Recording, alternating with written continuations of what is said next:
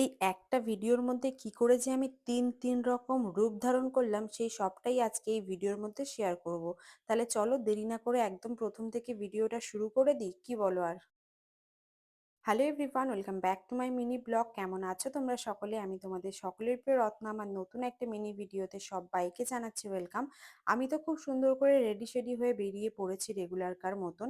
Regular যেহেতু বেরিয়ে পড়ি সেই কারণে আজকে আমার অ্যাসোসিয়েশনে একটু কাজ ছিল। আর আমি ভাবতে পারিনি অ্যাসোসিয়েশনে যাওয়ার পর এতটা প্রবলেমের মধ্যে পড়বো।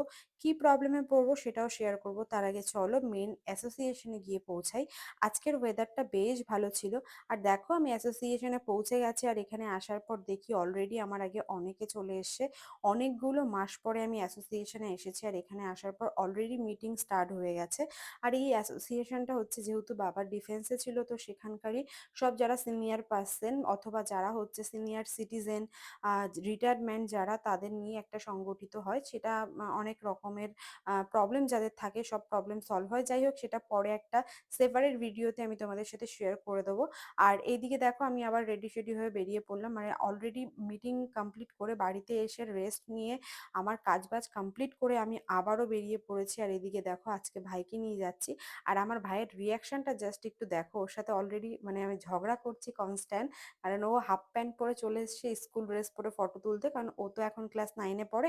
আর এখনো রেজিস্ট্রেশন করতে হবে, আর রেজিস্ট্রেশন করার জন্য লাগবে ব্ল্যাক অ্যান্ড হোয়াইটের ফটো। আর সেটা ছিল না বাড়িতে এক কপি, তাই তাড়াহুড়ো করে কিন্তু ওকে নিয়ে বেরিয়ে আসতে হয়েছিল। আর এখানে আসার পর অলরেডি ফটো তো তোলা হলো, কিন্তু অলরেডি কতটা প্রবলেমের মধ্যে ওর সাথে আমার এখানে একটা হার্ট অ্যাটাক ঝগড়া হয়ে গেল সেটা আশা করি তোমরা দেখে বুঝতে পেরেছো। যাই হোক, অনেক পকানোর পর, অনেক পটলিং দেওয়ার পর, অনেকভাবে বোঝানোর পর ফাইনালি এখন সে আমাকে নিয়ে ঘুরতে যাচ্ছে। আর আজকে অনেক দিন পর গাইঘাটার এদিকে যাচ্ছি। এখন তো সেরকম করে গাইঘাটার ওদিকে যাওয়া হয়ই না, মানে একদমই হয়ে ওঠে না, তারপরেও আজকে রিস্ক নিয়ে যাচ্ছি। আর এদিকে দেখো যাওয়ার পথে এই রোডটা কি দারুণ লাগছে, তাই না? যদি এরকম ভাবে আমার আসা হয় না, মানে এই রোডটা আমি একদমই আসি না, কিন্তু এরকম প্রাকৃতিক পরিবেশের মধ্যে দিয়ে যেতে সত্যিই খুব ভাল লাগে। বেসিক্যালি আমার তো প্রচন্ড পরিমাণ ভাল লাগে। তোমাদের কার কেমন লাগে অবশ্যই কমেন্টে কিন্তু জানিও।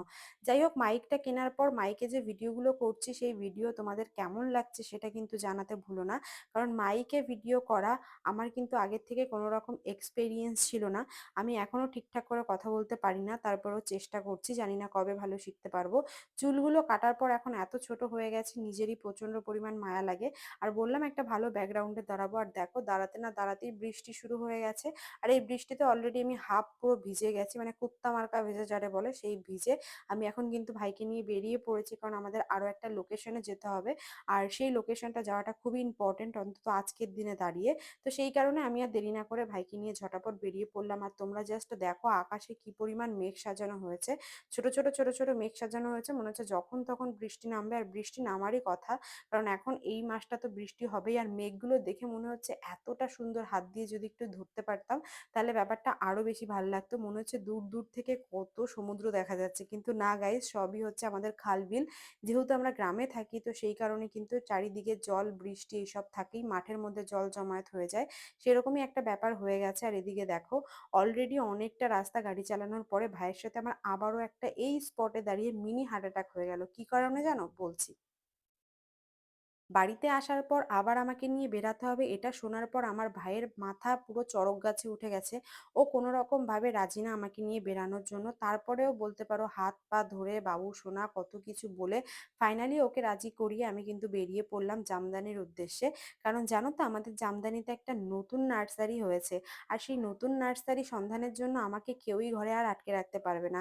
আর এদিকটা দেখো, এদিকে তো কোনো রকম বৃষ্টি হয়নি, এদিকে মেঘটা কিন্তু হালকা করে আসছে।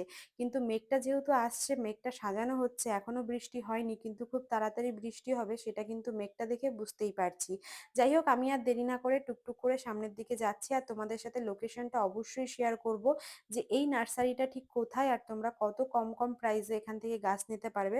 অলরেডি আমি এই নার্সারি থেকে 3টে গাছ নিয়েছি, সেটা সেপারেট ভিডিওতে শেয়ার করব কি কি গাছ নিলাম। বাট হ্যাঁ, কত টাকার মধ্যে আমি গাছ নিয়েছি সেটা এই ভিডিওতেই শেয়ার করব।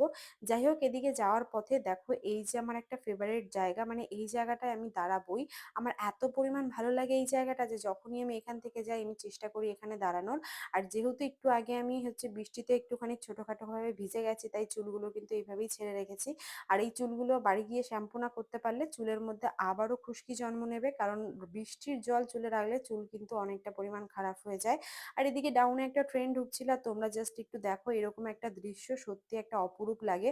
আর আমার তো এরকম ব্যাকগ্রাউন্ড আগে পরে আমি তোমাদের সাথে শেয়ার করেছি যে প্রচুর পরিমাণ পছন্দ করি আমি এইসব এরকম সুন্দর খোলামেলা জায়গা। সব থেকে বেশি ভালো লাগে যেখানে কেউ নেই, পুরো আমি একা ভিডিও করতে পারি সেই সব জায়গা।